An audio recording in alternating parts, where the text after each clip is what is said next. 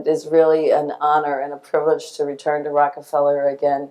As Dr. Tessier-Lavigne said, I did start my career here, and there really is no more special place to be. And I'm really delighted my mentor in the FAF lab, Dr. Schwartz-Giblin, is actually in the audience as well. So it attests to that this is an environment that is both rigorous in its science as well as nurturing and mentoring, and particularly of women. When I was in the lab, at that time it was a very large lab, and I had spent most of my life in the Midwest, and suddenly here I was living in the greatest city on earth in a laboratory that was populated by people my age, but who had come from France and Korea and Singapore, Canada, Japan, China, Spain, and Indiana. And it was an absolutely formative experience. To be in an environment, there's no substitute for being at a place that just lives and breathes excellence every minute, and to be able to rub shoulders with and interact with some of the greatest scientists on the planet and watch how they think and watch how they work, and most of all, watch how they succeed, because science is really a very brutal career track to take. It's a very competitive. There's a large catchment that comes in and gets trained, and then only a few lucky ones kind of funnel to the top and live the life of an academic scientist. It's rather Darwinian, but the one thing I know is that having spent time at the Rockefeller greatly improves your chances of survival on the scientific Serengeti. So I was very happy to have been here. And I'm even more pleased to have the opportunity to tell you about my research on sex differences in the brain. The first thing I want to let's just talk about the sort of the macro level of variables that affect sex differences in the brain. They're the obvious ones that anybody in this room could mention. They're your genes, whether you have an XX or an XY chromosome. They're your environment, your culture, societal experiences, and then, as the doctor said, hormones. These are the main thing that I have been studying. Now, in humans, your environment and your experience are likely dominant determinants of many aspects of sex differences in your behavior and in your brain itself. And they're absolutely impossible to control for. Every person on the planet is going to have a unique experience and a unique environment and different societal and cultural biases. So we really can't get at that very well experimentally. Yet there are profound gender biases in many neurological and psychiatric diseases. So there's really very good reason. We don't want to understand sex differences in the brain for nefarious purposes, like saying a woman should never be president. We want to understand it for its biomedical benefits. So, for example, autism spectrum disorder has recently been updated to 5-to-1 frequency of boys to girls. Early onset schizophrenia is a very severe, debilitating type of schizophrenia. It's 3-to-1 boys to girls. Dyslexia, 3-to-1 boys to girls. And stuttering is 4-to-1 boys to girls. So males are at a particular risk of disorders with origins in development. All of these are diagnosed prior to or right around puberty. So how can we get at the biological origins of this vulnerability? Well, we can use animal models. Which is what I've been doing and many of the scientists do here as well. My particular animal model is the laboratory rat, which is, I'm sure you can pick out, I'm sure you all know which one is the rat. It's a multiple choice question. Here's the rat. And so I've been studying the sexual differentiation of the rat brain for many years. So what do I mean when I say sexual differentiation of the brain? It's a biological process that begins with the bipotential gonad. So everybody is a very, very early stage embryo, has a little schmutz of cells near the urogenital region. And it's equally capable of becoming an ovary or a testis. And it's going to become one or the other. By default, it's going to become an ovary. And what I mean by default is that in the absence of a Y chromosome with a single gene called the SRY gene for sex-determining region of the Y chromosome, if that is present, then instead that bipotential gonad is going to become a testis. And very early in life, that testis is going to begin copious production of testosterone, which is then converted into estradiol. A lot of people we think of estradiol as a female hormone and testosterone as a male hormone. They're actually very closely related cousins. You can't get to estradiol without going through testosterone. Now the brain, it turns out, is also bipotential very early in development. And by default, it's going to be, quote, feminized, to become a, quote, female brain, unless we have that testosterone and estrogen around, and if that happens, that's going to divert the development of the brain towards the masculinization pathway. And that's where we say the hormones are very important. This is occurring extremely early. In humans, this is occurring during the second trimester of pregnancy, and in our animal models, it's just in the early postnatal period, which is handy because it means we can manipulate it.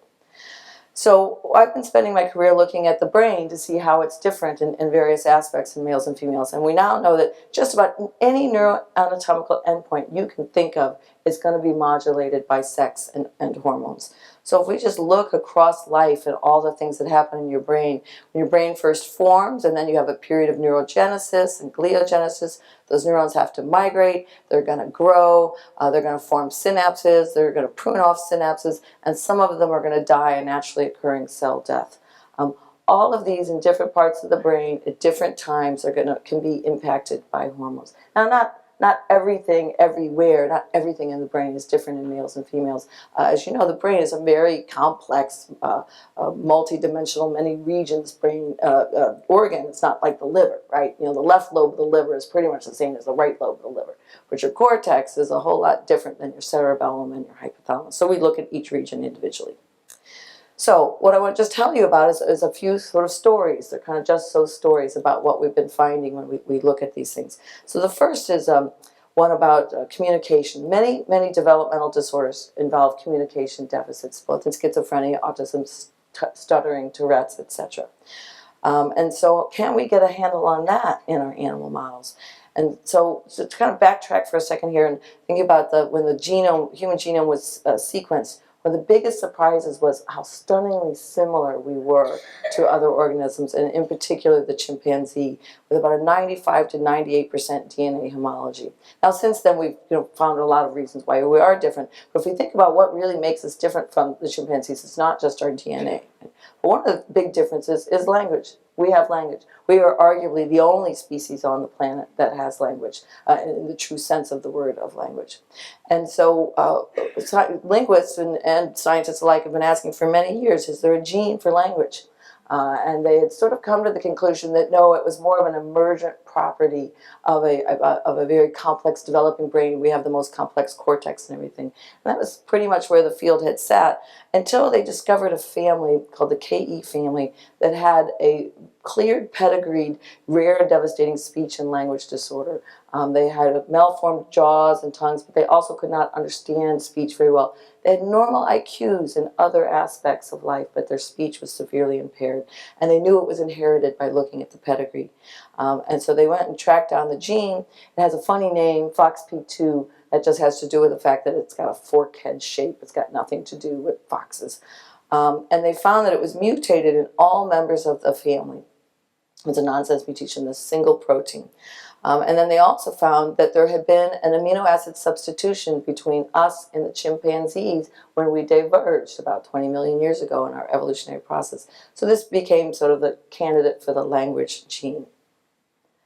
So I wanted to ask the question, is this gene expressed differently in male and female rats? But this is a little tough because rats don't talk, right? At least let's hope not. My goodness. But they do sing, actually. And they sing in the ultrasonic range. We don't hear them when they're singing. So this just shows you the range of sounds. This is, the earthquake and infrasound, and this is the acoustic microscopy. And animals actually vocalize in this range here called the ultrasonic. It's like the dog whistle, right? They can hear it, but we can't. It's the same thing with the rats. And so just to show you that they really do sing, this is what we call like a sonogram. So this is, we're going to read from left to right. This is a male rat singing to an inanimate object. It's actually a coffee cup. They're not very bright, you know. He was sort of asking it, are you a rat? Are you a female rat?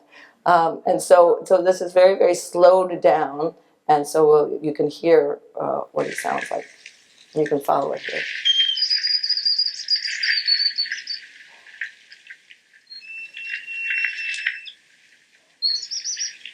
Sounds just like the canaries in your at home, right?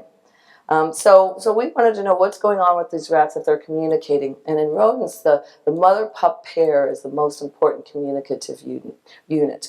So the first thing we asked is we wanted to focus on the pups because we're interested in sex differences early in life. And we said, is there a difference in this FOXP2 protein in the neonatal brain? And we just simply went and measured it in all sorts of different brain regions. And the answer is obviously yes. We found it to be higher in the male brain in multiple brain regions. So here's one region, the cerebellum.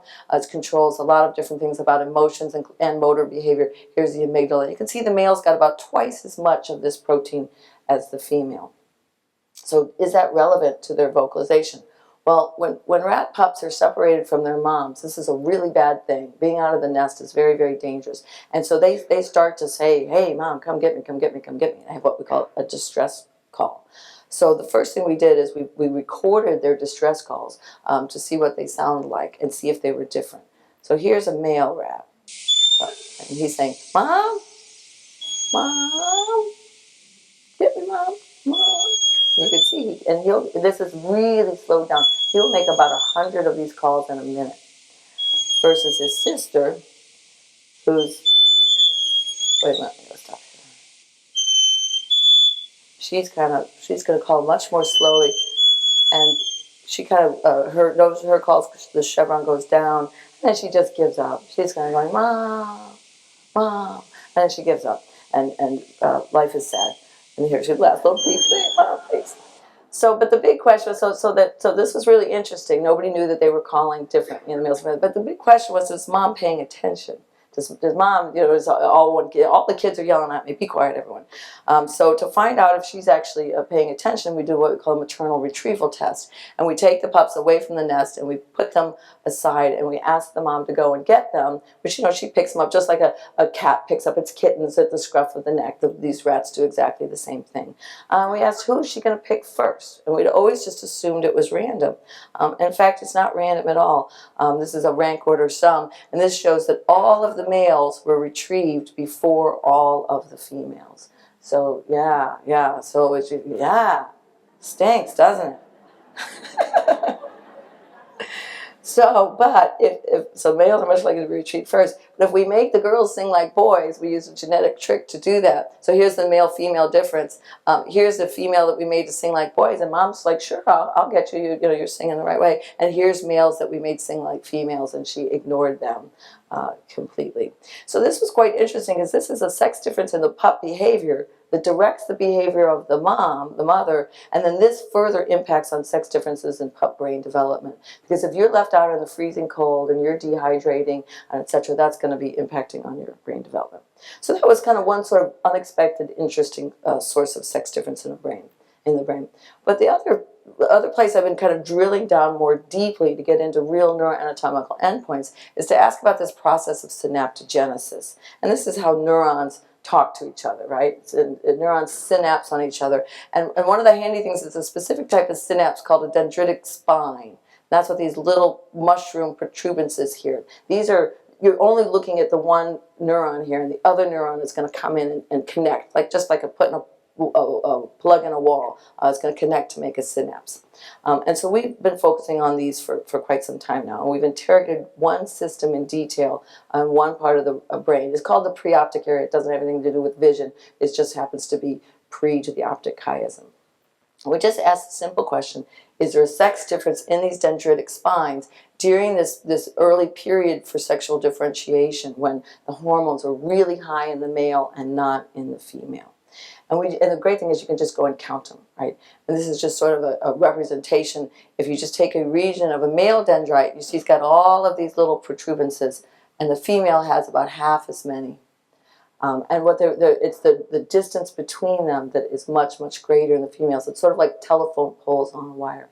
And what that means to that neuron is that this neuron gets lots of excitatory input, and this one gets much, much less.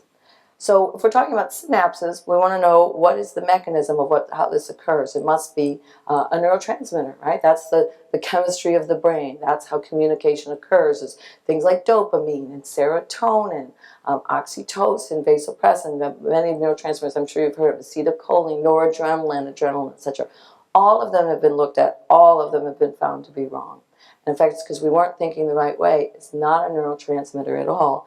In fact, instead, it's an inflammatory molecule called prostaglandin. You might have heard of prostaglandins before because they're what make you sick. They're what give you a fever. They're what make you ache when you've got the flu. They're what makes you swell when you have an injury, etc. And they're derived from your membranes of your cells. They're not neurotransmitters at all.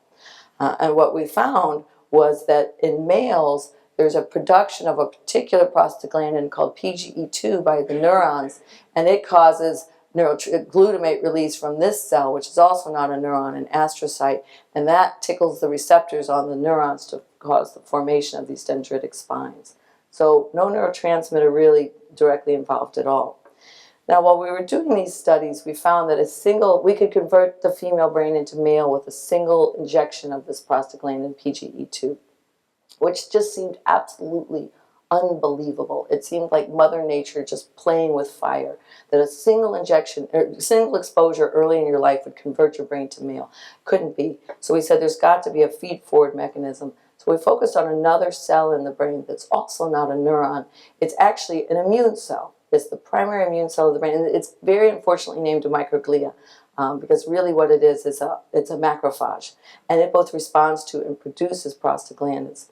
There's a whole lot of excitement in neuroscience right now about these cells. So what you're looking at right here is these are all neurons, these blue cells, and this red cell is this microglia, this macrophage. Macrophages are like, your blood cells, your leukocytes, your neutrophils, etc. These are special macrophages in your brain, and he's sitting there checking on all of the other cells around him to make sure that everybody's healthy and okay. Every microglia has like its own stable of neurons. And what you can't see in this image is that these processes are all moving around, and you're sort of checking, you okay, you okay, you okay, everybody's okay, good, we're good. All right? And it's actually, they survey the brain. It takes about 2 hours, it's believed in our animal models, for the whole brain to be checked on and make sure that they're okay. So what if these cells are different in the brains of males and females? So we just went and we quantified them. These little black spidery things, those are all the microglia. You can see they're uniformly tiled throughout the brain because that's how they check on everybody all the time. Everybody has their own set. And what we found is that the males have more of these microglia than the females. If we treat the females with a hormone, they become just like the males. And if we treat with an antibiotic, a tetracycline-based antibiotic that is normally used for bacterial infections, it will inhibit these macrophages, and that also inhibits them. And then we looked at their shape. These microglia are not, like neurons don't change their shape that much. I mean, they do when they're developing, and then they change a little bit. But these guys just, man, they completely change. This is the same cell type. One day it's amoeboid, the next day it's in this thin, ramified serving process. This is considered like an activated microglia, and he's what's going to rush to the scene of an accident in the brain when there's an injury, and he's going to engulf all the dead bodies and cart them away, sort of thing. This is your surveying microglia who's checking on everybody that they're all right.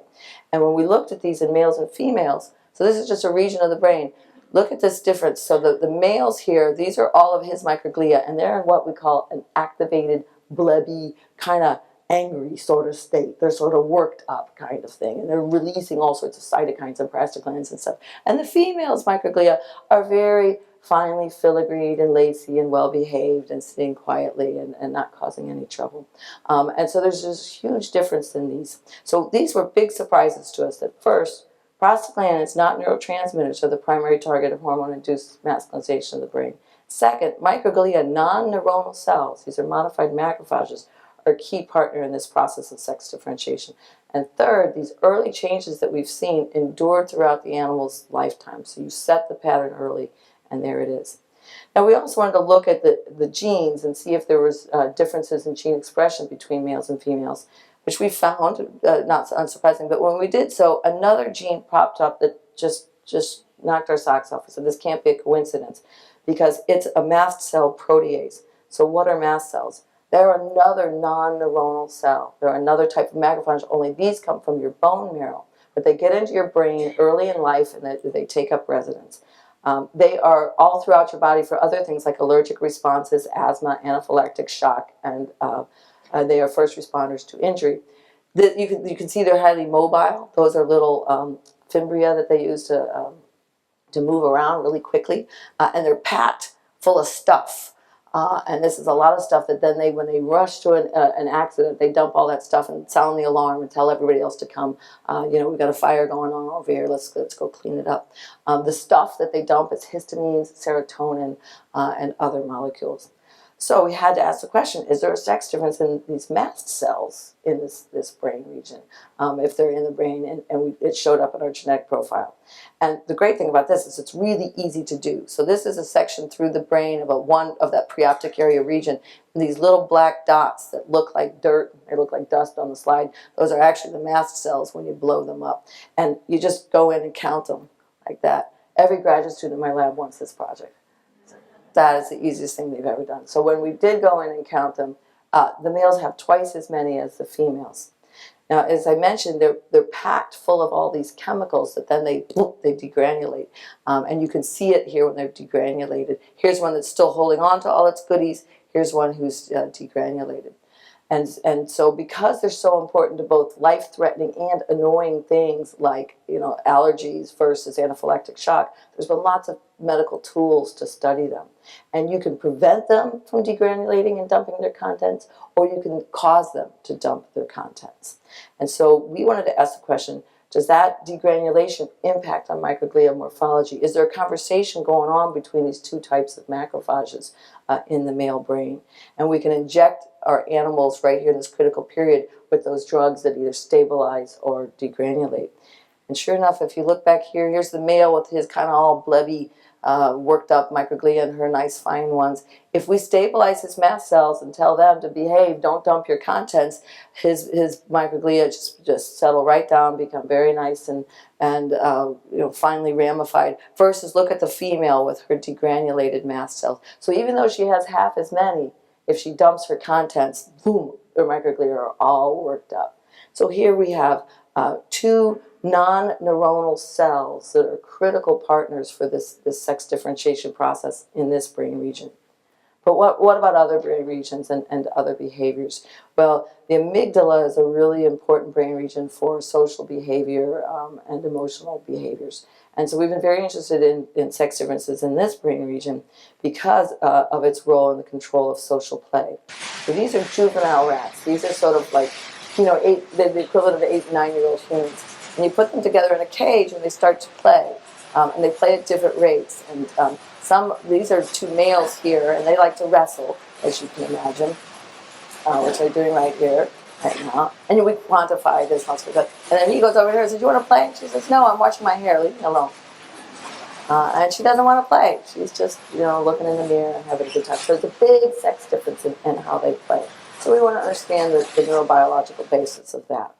And to do that, we looked at neurogenesis, at new cells being born during this critical time for sex differentiation.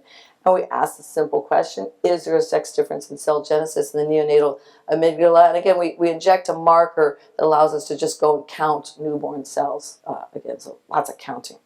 And what we found is that the females have more new cells than the males in this developing amygdala. So that was very interesting to see. And I know this doesn't look like a big difference here. Sometimes it's about twice. But you have to remember this is a snapshot in time. So cumulatively over time, there's a lot more going on in terms of it building up. But the big question is how is this happening? We said, well, is it prostaglandins? And it would be the likely candidate. And the answer is absolutely not. But instead, it's another membrane-derived signaling molecule, which is the brain's own marijuana, the endocannabinoids.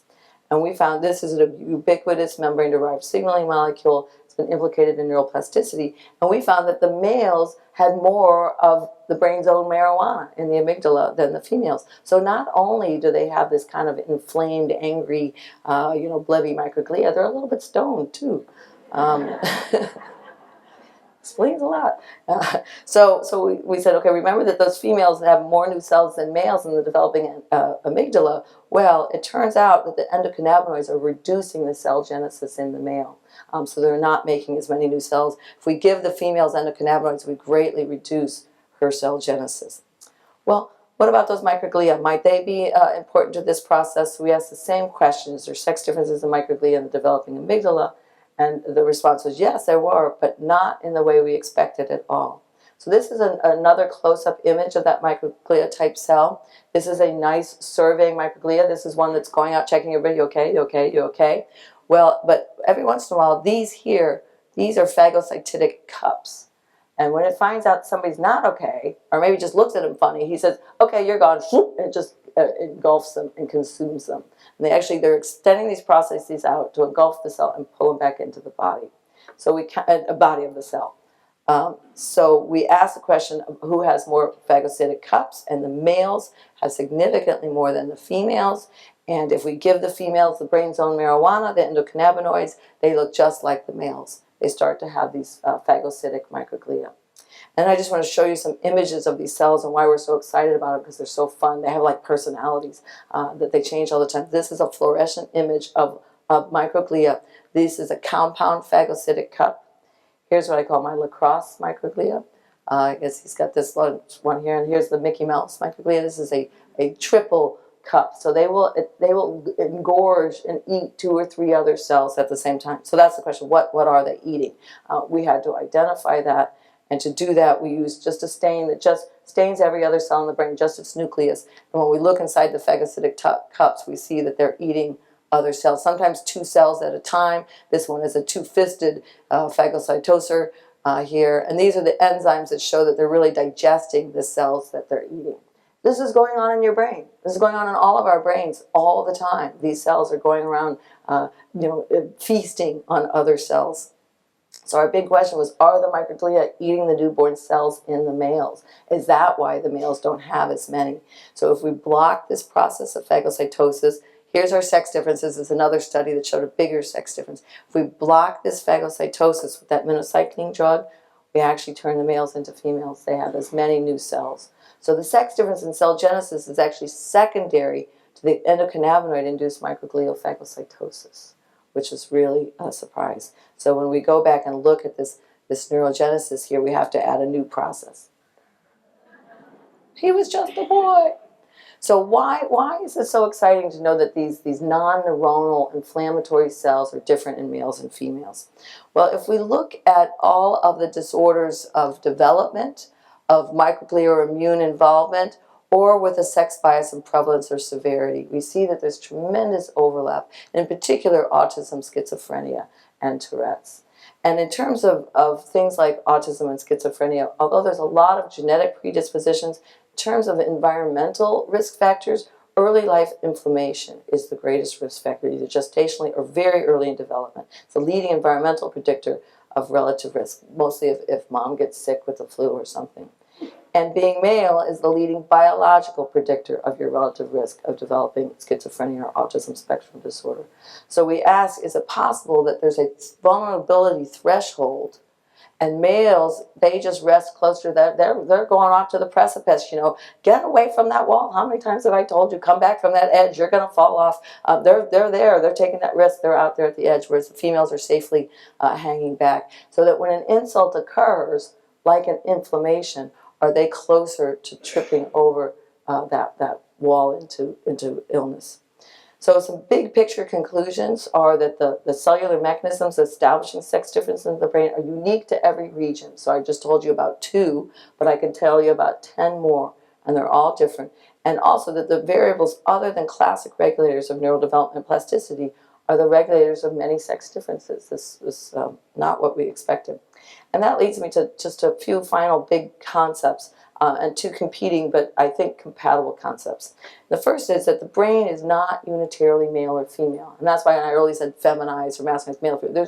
There's no such thing as a male brain and a female brain. They might be in a male or a female body, but your brain is not unipolar. You either have a testis or an ovary, right? You either have a uterus or you don't.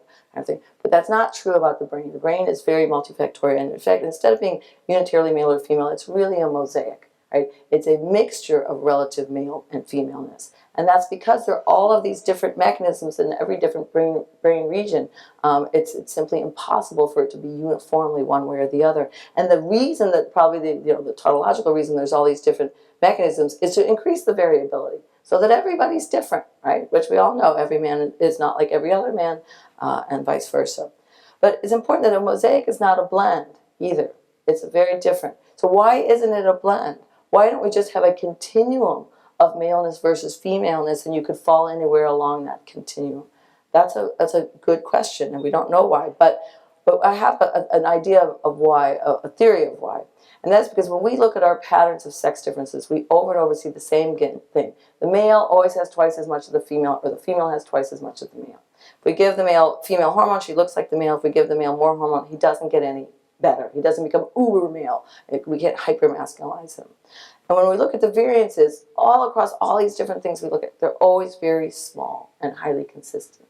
So it's almost as if there's something that is holding back the variability and compressing the male and the female so that they don't run too far apart. Because you actually need them to get together, so they can't get too far apart.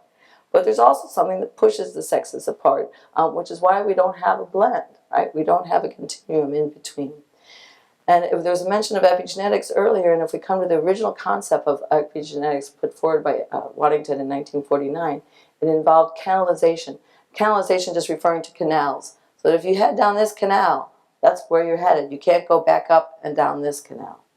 And just illustrated there. So are sex differences in the brain canalized? Do we have a female path and a male path? And they might have some variability within, but they are pushed apart by going down separate canals initially, but they're also kept together because they can't go out of their canal. And in this way, through this process, they stay within range of each other. And then can that canalization contribute to gender biases in disease? So if we say the female goes down her canal, male goes down his, it's fine. Then from there, there's only so many options and so many ways they can go. So perhaps the male canal on that side is where we find autism, ADHD, dyslexia, and schizophrenia in a biological sense, that canal. And on the female side, we find the disorders that are more prevalent for women, depression, anorexia, obsessive-compulsive disorder, anxiety, and others. And so it might be that the path towards your relative risk is set very, very early in development. So for too long, we've ignored the importance of sex in biomedical research, and particularly in preclinical research. Clinical trials are required to include women in their studies, but preclinical trials have not been. And as a result, there's been a huge bias towards male animals, and this is just in the field of neuroscience, number of studies using which sex, overwhelmingly using male, or not even bothering to report, saying it's not even an important variable, just unspecified. Here's female, and here's both. If you combine the unspecified and the male, over 75% of the studies in neuroscience do not attend to females. And this just shows how that's out of whack with what's going on in terms of health and biomedicine. These are human diseases that have a prevalence in women, and this is the percent, of higher incidence in women, and this is the representation of females in animal studies. So we're not sufficiently attending to the important biological variable of sex.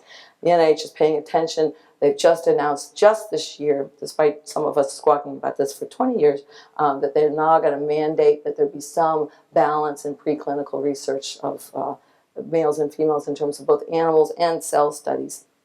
And because it's kind of fortuitous for me, this has been my whole research program, my whole life, I'm getting to be involved in a lot of very interesting discussions about what these policies should be exactly, because we can't go around doubling the N for every single study.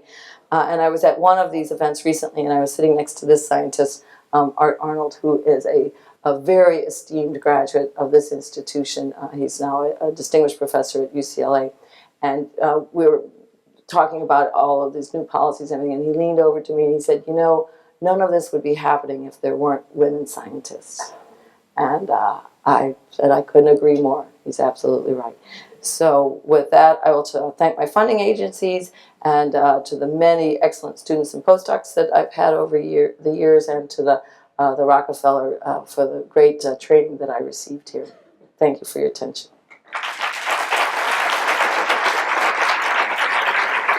So you've told us about actually a fascinating level of detail in understanding some of the mechanisms at play in the brains of males and females. And I think certainly and I know, I suspect many members of the audience will be interested in how this translates into, how these findings translate to humans. And maybe we can start with one of the last points you made, which was about the susceptibility to diseases and some of the gender differences that are seen, and you had the Waddington epigenetics map and your speculations about how we might go in certain directions to some, the more male-specific or male-dominated disorders like autism and the female disorders. It's clearly early days to understand that, but is it too early to speculate about what the relevance of those differences might be to, or that understanding might provide to developing treatments for those disorders? Yeah, I mean, it is early days, it's true, but I think that by identifying mechanisms is our best way of identifying, nodes of intervention or prevention. And so, particularly since it's very well established that inflammation during pregnancy is a high risk, and we all know that, and you want to dampen that down as much as possible. But it's also, what's important about these findings is to show that these inflammatory molecules or cells are also part of normal development. So we have to be careful that our cure isn't worse than the illness, right?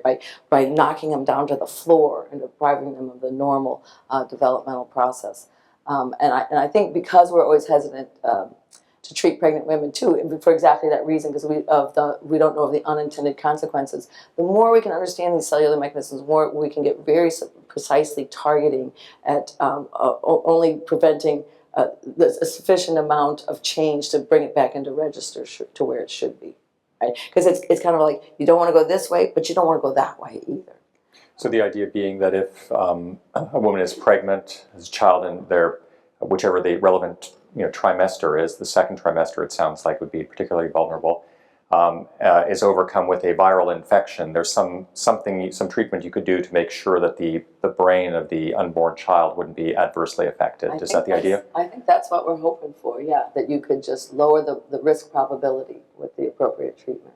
But doing it in a way that's safe. Right. And that's the key issue. And I think it'll probably need to be combined with genetic vulnerabilities that we're getting better and better at identifying at. So you might be in, one individual might be at greater risk than another, sort of thing. It won't be just pharmacology, I think. I was very intrigued by your findings on the endocannabinoids, the endogenous cannabis. And that's been, those pharmacological systems have been well studied. There are compounds that have been made that can activate those systems, and some of which have been tested in the clinic for pain disorders and other things. Do you see a role for those kinds of medications, none of which are approved, I believe, by the FDA, but do you see a role for those in treating any of those diseases based on the findings that you have here? Well, not based on these findings. It would be way too early for that. I think more what these findings might be relevant to at this point is that we have to be very careful about, as marijuana becomes more and more accepted and even legalized in some places, that we make sure that we keep young people from not. Just like alcohol, you should not ever be exposed to your developing brain to alcohol early on. I think there's been sort of a sense of like, oh, well, marijuana is nothing, it's not going to do anything, but it's not. I think that the studies like this demonstrate that no, that's not true. Or even, pregnant women, like, well, I won't drink when I'm pregnant, but I can smoke marijuana because, it's really harmless.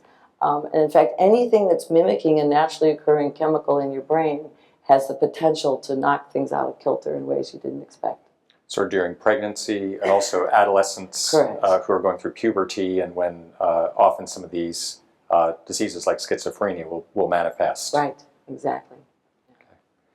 Can we talk about social development? I think it's sometimes said that boys and girls differ in their rate of social development. First, do you believe that that's true? Are there data on that? And secondly, can some of these sex-related biological differences that you or others have been studying account for this variation?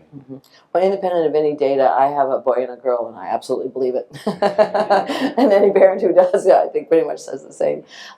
There have been wonderful imaging studies, longitudinal imaging studies done at the NIH to watch the maturation of different fiber tracts in different brain regions, and shown that they very much differ in boys and girls. And it's not that like, girls develop faster. That's what we always like to say.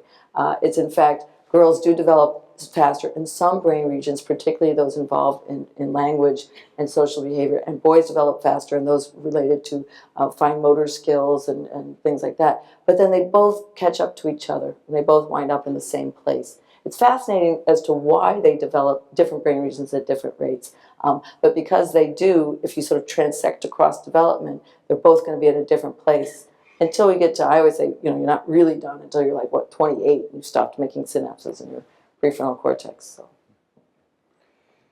So. Excessive risk-taking manifests more in males than in females. Does basic research in animal models tell us anything about that? Yeah, actually, interestingly, it does. I mean, some work has already been done in monkeys and shown that there's higher risk-taking in males, but I just came from the Society for Neuroscience meeting in Washington, D.C., and people are now developing risk-taking models in rodents, believe it or not, which is quite interesting. And sure enough, the male rodents will take the risks more than the females. Things like they're willing to take more punishment to get a reward. They'll go across an electric grid to get to something, or they'll risk losing a reward more readily than a female animal will. And so where in the brain is risk-taking controlled is a really good question. Any insights into that? Yeah, right now? I think it's impulse control is what it is, and impulse is controlled by the cortex. And of course that's why young people take risks, is because they don't have the inhibitory cortical input down into their rational brain regions to tell them to think about what they're doing before they do it. They leap first and think later. And so there's been not a lot of attention to sex differences in the cortex, because we're sort of, you might say, we're starting in the core of the brain and working our way out, because we're starting in the core that controls reproductive function, and now we're sort of moving out into simple sort of social things. We've moved into sort of learning and memory areas, and then I think then higher cortical function is sort of where we'll go next. Maybe I can ask you one more question before we open it up to the audience, so please think about your questions. There's been a lot of discussion and articles in the press about the potential developmental effects of hormones used in agricultural business, as well as hormone-disrupting chemicals in the environment. Right. How real is that problem? Should we be concerned about it? Yeah. What's known? It's a really conflicted area. You can get just about any answer you want from depending on who you're talking to.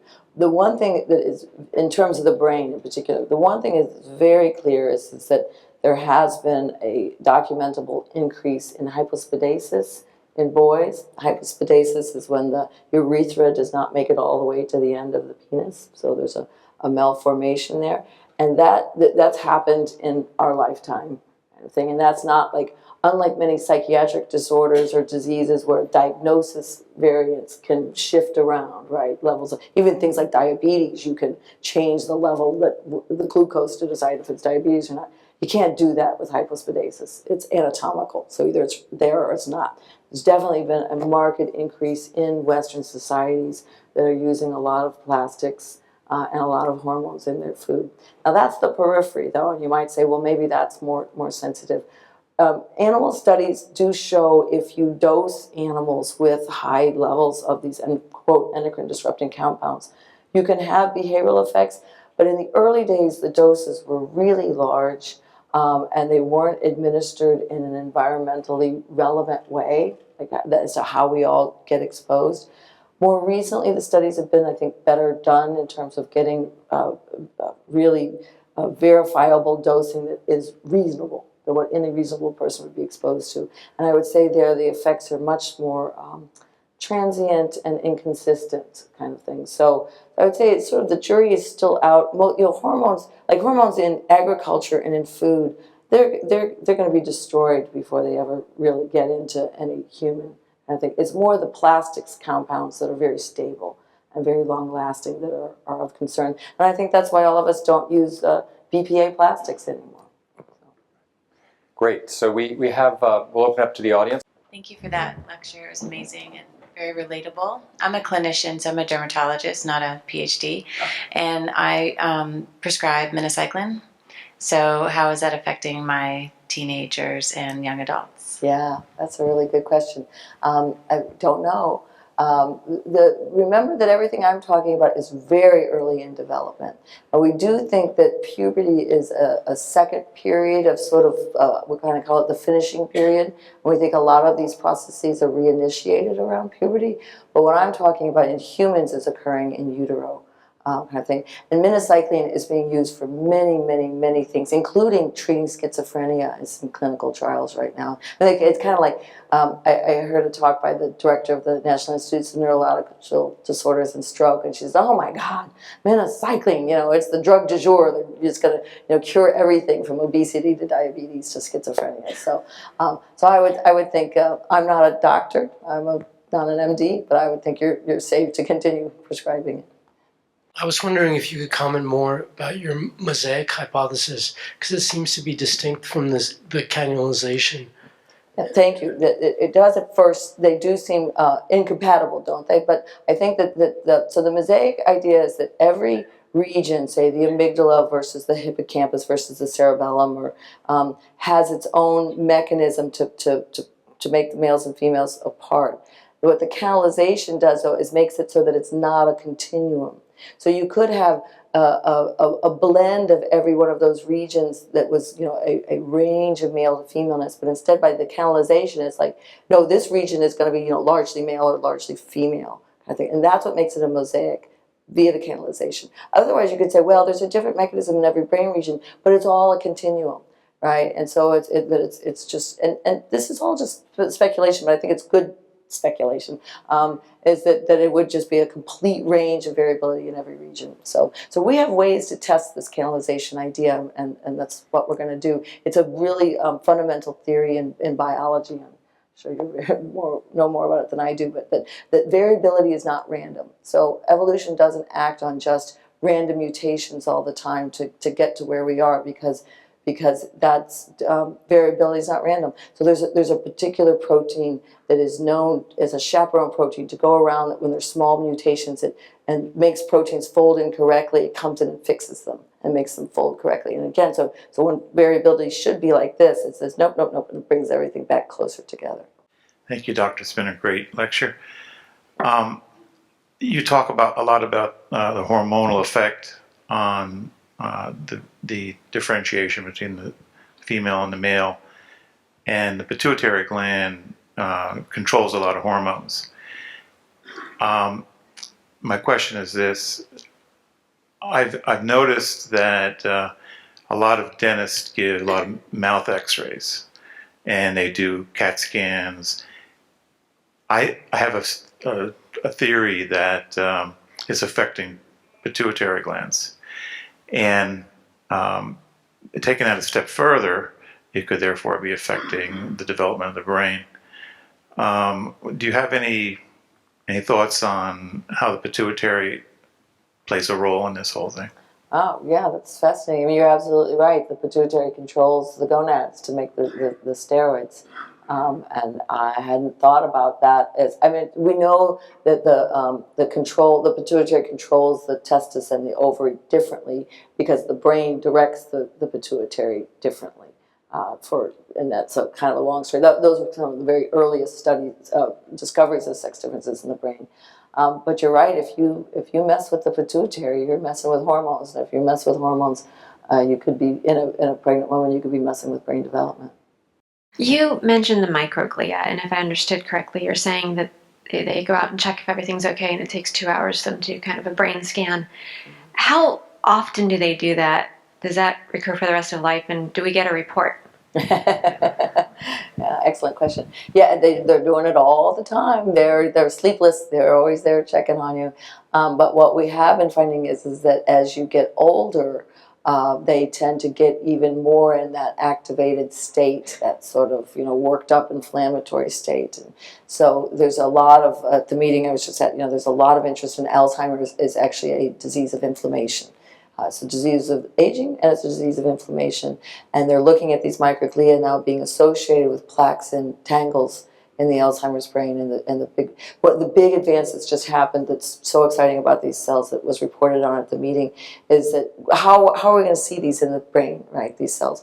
They have a new dye for PET scanning that will be specific to these microglia, so you could actually image them in the living human brain. And so we might actually be able to, so if we do tie these microglia to Alzheimer's, for instance, which that connection has not been made, but if we do make that connection, we might actually have a diagnostic for early in the disease before cognitive impairment occurs. And that will be tremendous. That diagnostic can also apply to things like schizophrenia or depression. There's some evidence even depression is a subchronic inflammation in the brain, and that's why there's a just tremendous interest in inflammation in general right now. So, so we've all got them, and they're busy all the time.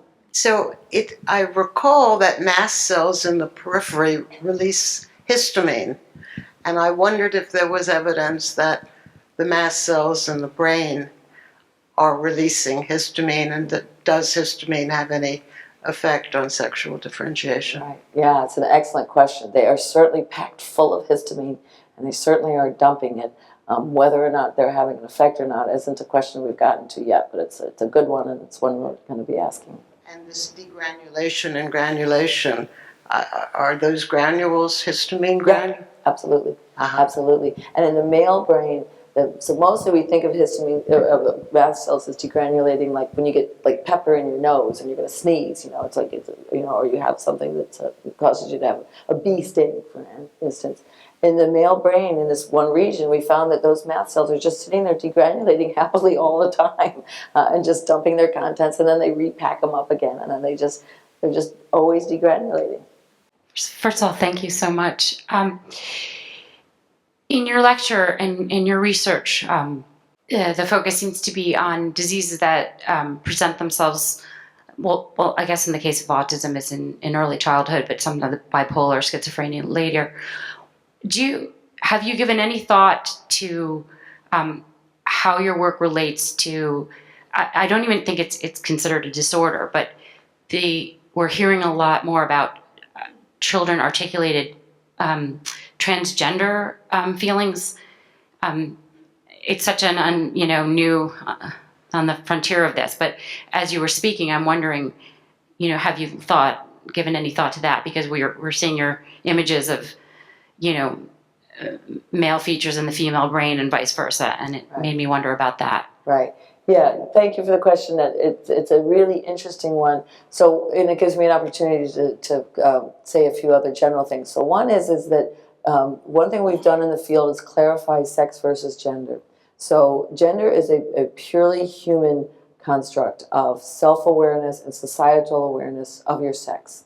And so animals only have sex, they don't have gender. And that's just for clarification.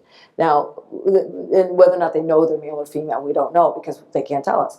But when we think about human sex differences in behaviors, the two most dominant sex differences in the human population are your preference for your partners, whatever sex you prefer to have sex with, and your gender identity.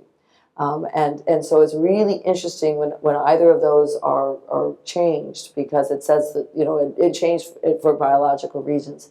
And a lot of us have been having a lot of discussions about where in the brain, we know a fair amount in the brain where partner preference comes from, because we can model that in animals. We can ask an animal, or we can even observe naturally occurring differences. Do you want to have sex with males or females? Where in the brain is gender identity coded? Or is it diffusely coded, or is there a particular age? And what we don't have is an individual who says, I have no gender. Right? So a lot of times we get insights into diseases and disorders from people who have a complete absence of it. They're missing it. Like they have no memory. That's how we figured out the hippocampus was important to memory.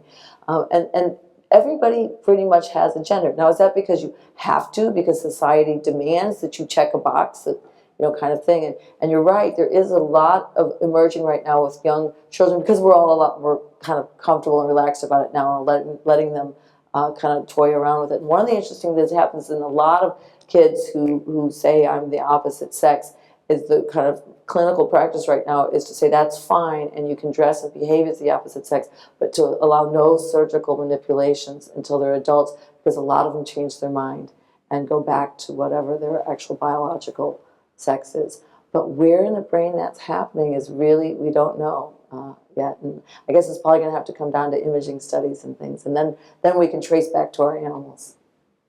Thank you. I'm a parent of 2 boys. So the first question is, how has what your research has revealed informed anything that you've done as a parent and parenting styles or skills? And as a sub-point, how this informs society's view of what's moral character and what isn't, the morally bad kids. The other thing is that when you talked about the mosaic, there was a time when I heard about people mapping brains in terms of whole brains and having different skills that were more common in males and females. And does this correspond at all to that type of investigation? That was a lot of questions. Okay, I'll start with the one at the beginning about how it affects my parenting style. I said, not at all. You know, I'm a parent like any other, and you respond to your own children. And of course, you know, my husband and I tried to be as gender neutral as we possibly could. And boy, it just, you know, they're just as, I mean, although actually, you know, they're completely gender separate, except for I have a high risk daughter and a very cautious boy. And I'm like, yeah, that's great. I'll take that. So your next question about morality, again, the rats don't have morality, so we can't really ask those questions biologically. But your third question, remind me again quickly, it was a good one. People that are mapped, that like whole brained or right brained or left brained and the mosaic theory. Right. Yeah, and there was a recent human study on the human connectome that reported on quite dramatic differences in connectivity between males and females.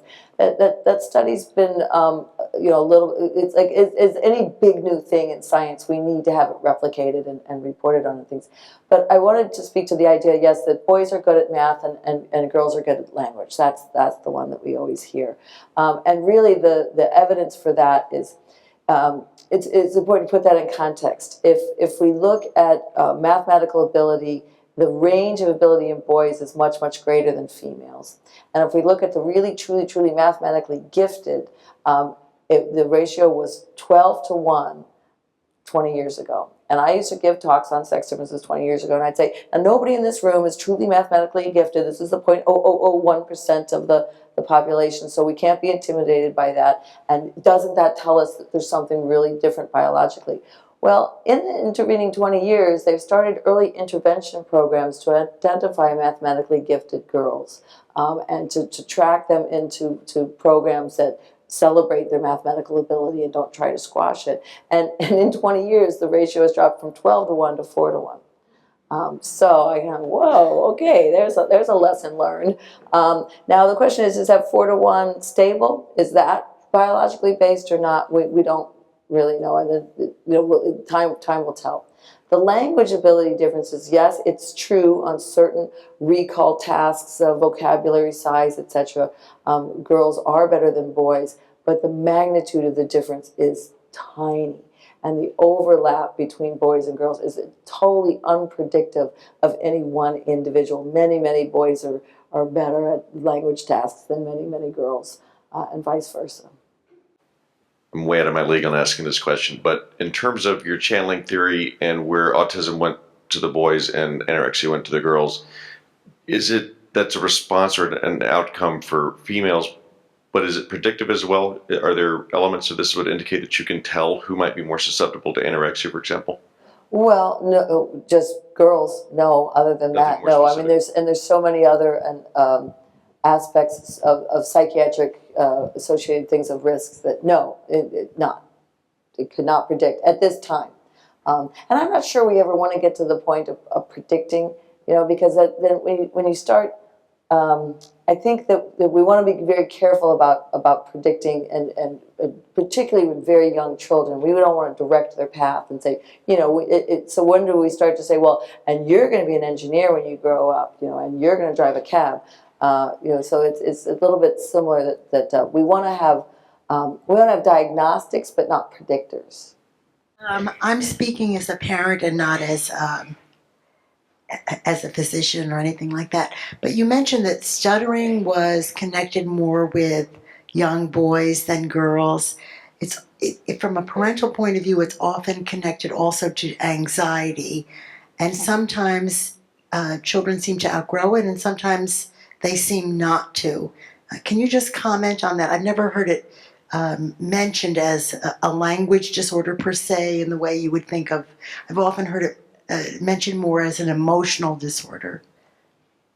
I think there's probably, like many of these disorders, there's one name for many different conditions, and you're absolutely right. Many boys do outgrow it, but some never do. And I believe that there's evidence that in the verbal areas of Broca's and Wernicke's, there's processing delays sometimes that can lead to something, but it's not my area of expertise. I wouldn't say it's simply that epidemiologically, if we look at who's going to get the diagnosis more, it's going to be more frequent in boys. That's all I can say. And again, it's just that it's early in development. Early in the lecture, you spoke to inflammation and prostaglandin. Do you have any information about drugs that control prostaglandin and inflammation, and prospectively, if in utero or neonatal exposure to those affects gender difference? The number one drug that affects prostaglandins is aspirin. So all of your, Tylenol, acetaminophen, and all these Aleve, they're all meant to damp down prostaglandins. What about women who take aspirin during pregnancy or Tylenol? And it's an interesting question. And I've tried many years to try to get at it in some ways. The challenge is that a pregnant woman takes aspirin, and then 20 years later, it's going to be manifest what I didn't go into is it's going to be manifest many years later, right? So because we have to look at social behavior, sexual behavior, etc. Some of what I've looked at as endpoints. And so you've got this big divide, right, to try to get. So the best way to do it would be to try to model it in something like a higher primate, like monkeys. But that's very hard to do. You don't do primate studies for trivial reasons. And I think at this point we don't have any evidence that the doses, the amount that women only take aspirin during pregnancy if it's really like for they've got preeclampsia or they've got low-grade arthritis or something like that. And even at those doses, we don't have any evidence that they're having any severely impairing effects. So the last thing I would do is recommend that people who really need the drug should stop taking it. Well, I know there are many more questions. I'm sure Peg would be happy to answer them one-on-one. I also want to remind you that we have a reception now. We hope that you'll join us there. But for now, please join me in thanking Peg for a marvelous talk.